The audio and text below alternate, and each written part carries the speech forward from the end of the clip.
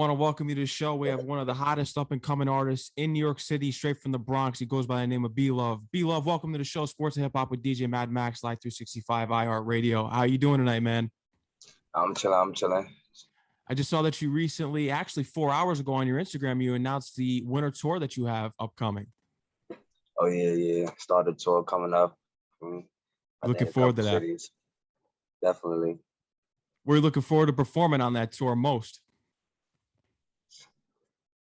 Chicago, I ain't gonna lie. Chicago is like, Chicago. I think I'm waiting to get there. You have some ties to Chicago, collaborating with G-Herbo. He brought you out his performances. I was actually at the Ritz Theater in New Jersey, and I know My Everything Part 3 was going crazy at the time. And I said, what do you want to bet he's going to bring out B-Lovee? And he did. Yeah, it was a movie. Appreciate both for that. We definitely came through. I think that was after the video shoot. We went out there. For me, I told me pull up, and it was a movie from there on. The crowd went insane. Out of everyone that came out that night, you had the biggest reaction from the crowd. And that just goes to show you that you're the next superstar in New York. How did you get connected with G-Herbo for people that don't know? K-Flock, Free Bro. He did the remix with G-Herbo already. And G-Herbo's on live bumping my track, going crazy. Like that was probably his favorite shit at the time. Going crazy, bumping. Then he had told the live to hit me up for them to tell me, tell him to get on it, for me to get him on it. Then I had told Flock for me, tell him to respond. I had him up, but he probably didn't see it. I told Flock for me to deliver a message, and he did that. While being with G-Herbo, being on the tour, and him bringing you out at performances, what were some of those important things that you learned from him? Because G-Herbo is making a huge impact out here in the game, not only in music, but what he's doing on the side for community service with schools in Chicago. What are some of the most important things that you learned from him? Just giving back to the community. Came from, I've been doing like donations, giving back for like holidays and stuff like that. So that stuff he been doing. So, I just, you see people doing good, benefiting for the neighborhood. We just try to do the same for me. Have you thought about starting your own foundation in the future? Because I noticed that you're doing some donation work, and you're part of an event with Hot 97 and Fat Joe with the Bronx tragedy with the fire that occurred. Yeah. For me, like similar situation, like a tragic incident. I used to live over there too. So I'm like, that's just like anybody. If my building get on fire, I want people to help me. So I'm trying to get a new movement going, people get back to the people that really need it instead of just, keep corrupting this city and all that. We're trying to make a change. And it's important. You're so young and you're having an impact out here. And now you're going to influence the rappers that come up under you to do the same and follow in your footsteps, which is your blueprint. How are you dealing with the fame at 21 years old? It's late now. I'm getting the hang of it. At first, it was like, for me, your life changing. Like at one point, your life changed in a couple days. So it's like, it's hard to adapt to your whole life changing around. But it's like now.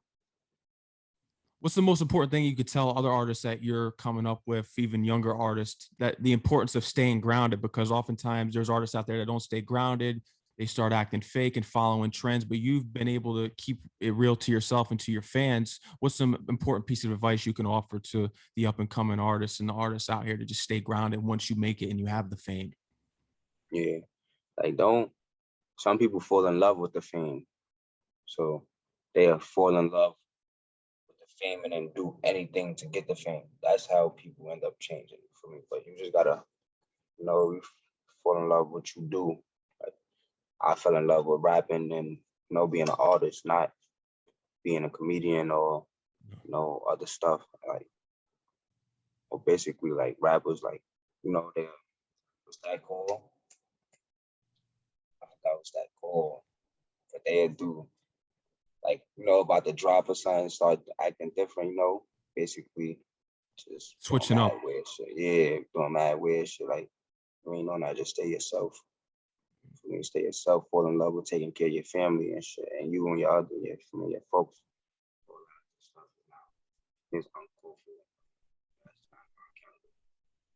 You're doing that out here. You're staying focused. You're staying grounded. That's why you're going so far. What was your introduction to hip hop as a listener? Because I've heard you recall in the past that you grew up to artists like Lil Wayne and Meek Mill. We'll get into Meek Mill later. But what was your introduction to hip hop as a listener, being from the Bronx? Because there's such a history behind the Bronx in hip hop, especially from the South Bronx where you're from. Yeah.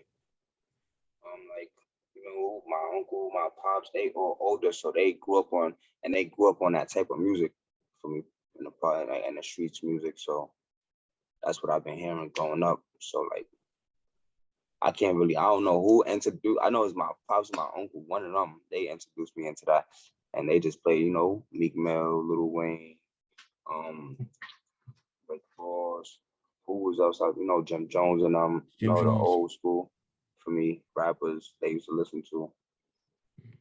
Shout out to Jim Jones too. He gave you some love and recognition on Instagram and told all the old heads to make Yeah, way for young artists such as yourself. So how was the experience of meeting Jim Jones? And were you hanging out with him at a performance? yeah, definitely at DJ Sub birthday party. I ain't even know he was gonna be there. When I performing, my man told me like, "Yo, turn around." I turned around, there's Jim Jones standing right there, chilling. I stay with up with him.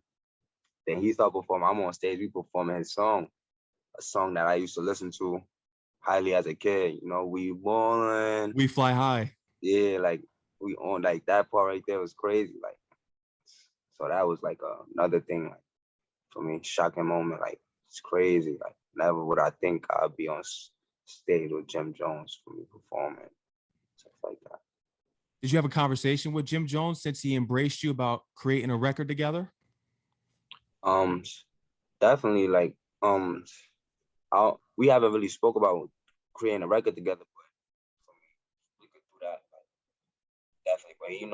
But the OGs basically be wanting the youngers to not crash out, basically, like, just keeping me, warning me how to move, what mistakes not to make, the old regular OG type of time they be on, giving advice, making sure we don't mess up the bag, keep everything flowing for me. Has there been any other hip hop legends, especially from New York, that's reached out and what you're doing and support? Because I think it is important for the old heads to reach out, especially what you're doing, especially what you're incorporating into your music, which is the sampling of classic Yeah, artists. yeah, like at the MSG, I spoke to Busta Rhymes, Fat Joe, with Ma, I just like recently had conversations with them, and they, same thing, just another person giving advice, trying to keep me, for me, head above water. Who else? I know a Boogie. He much younger than them, but like for me, he older than me, and he a person that been through it already. So he be trying to just keep me out the way and making sure I don't gotta take the losses he took, to finally realize was right or wrong for me. As an artist of your age, it's so rare to see artists give back to the older generation. Why is it important for you to give back and sampling artists such as Mary J. Blige in your records? Like they paid away, really. Now, as you think about it, they paid away, so that's like some type of respect. But that's not how everybody think about it. Like, you know, I like that because my mom grew up on that. So when I heard that my everything instrumental, I'm like, oh, now I got to do this for my mom. Like, I ain't gonna lie, that's a song. Like, I know she gonna like. Plus, for me, she don't want to hear all that rowdy music all day. So I'm like, all right, let me make something for her, get them right. Okay, so. I'm sure that your mother was proud of you sampling that record. It's not only an acknowledgement to Mary J. Blige, but also it's something that you and your mother can keep in their memories forever. Because now you put it on your record. Yeah, that's how we just renewed it. We remade it for me. They jacking it, then it got leaked for me. A lot of people jacking it for me. It went viral, became one of my #1 songs. That's right. There were tons of artists reposted it on TikTok and Instagram, went viral all over the place. And you're continuing to do that right now. Meek Mill, I heard that someone was able to set up you performing Meek Mill in Madison Square Garden at one of his performances. How was that experience performing at MSG? It's crazy.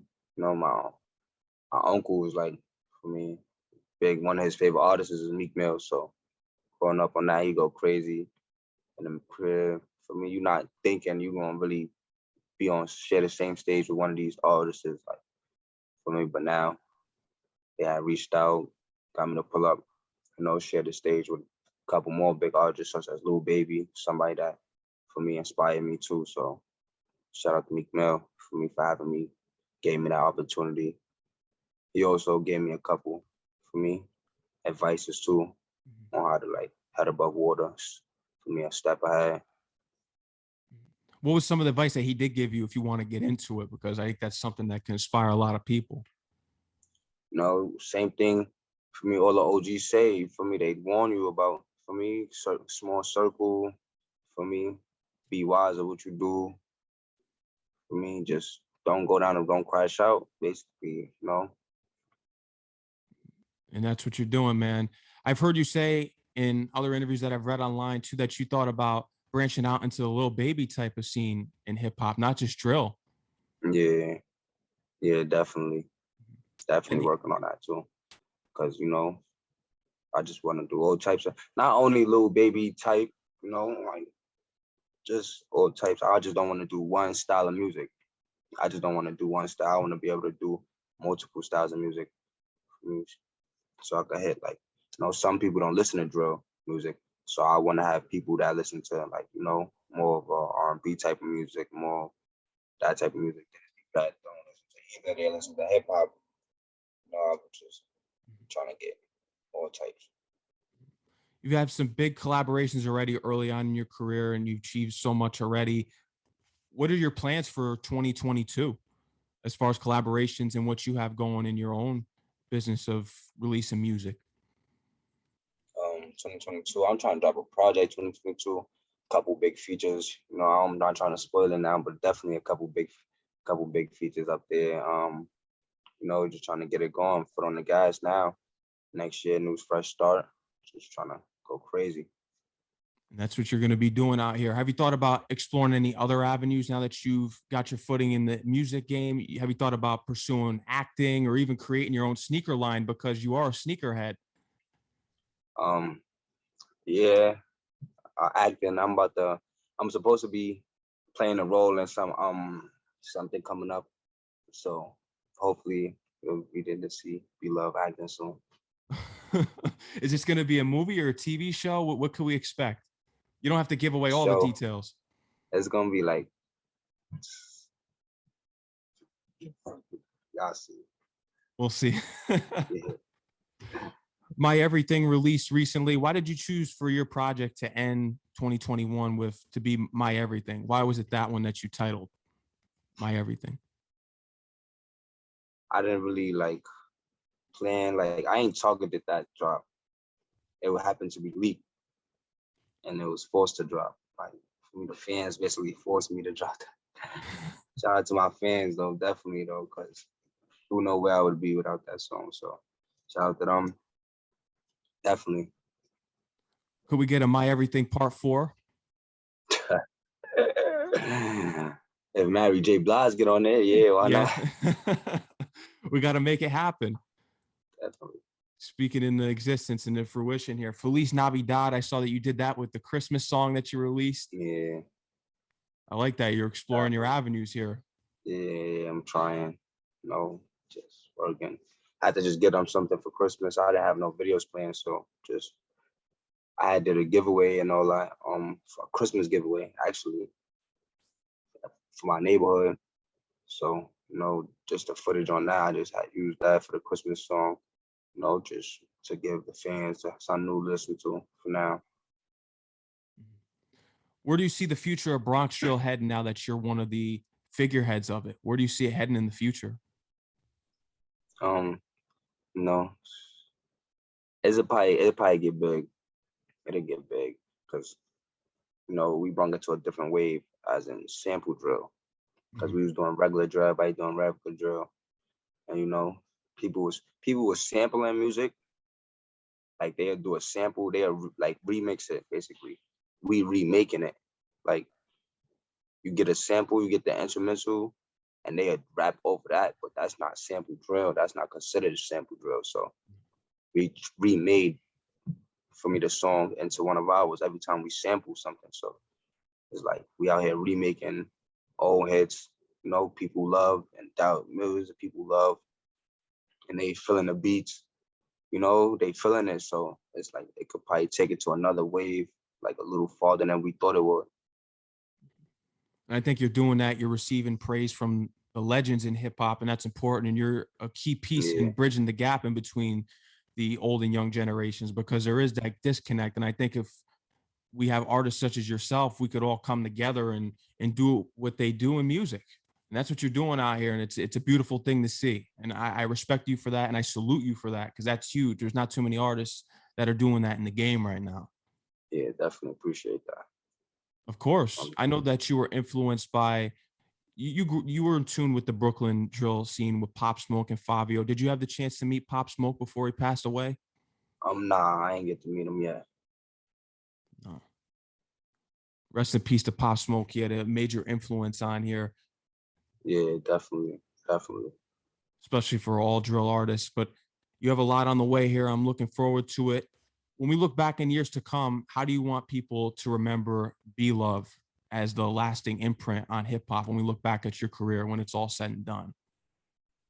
Um, you know, I just want to have a big impact. Somebody like, you know, good Hall of Fame or that for me stood out. He was just one of none. You know, just a different type of person, different type of artist. You know, bringing in. And that's what's going to be. B-Love, I want to thank you for coming on the show here today. Is there anything else you would love to let the audience know? Any more announcements you want to make? Anything, man? Yeah, got a new song dropping. Don't change. Coming real soon within this week. Stay tuned for me. More music coming soon. Tour coming soon. Come check out my Instagram where I'm gonna be at. Yeah, meet me there. For sure. B-Love, thank you for all that you're doing for hip hop out here. I'm looking forward to all your future success. You've already accomplished so much. Big things are on the way for 2022, and it's only getting started. Yeah, definitely, definitely, definitely appreciate it. No doubt, B-Love. I want you to enjoy the rest of your night. Take care and stay safe, all right? You're always I welcome on the bet show too, man. you're ready, bro. Be Yeah. easy, bro. Appreciate it. You too, man. Peace out, man.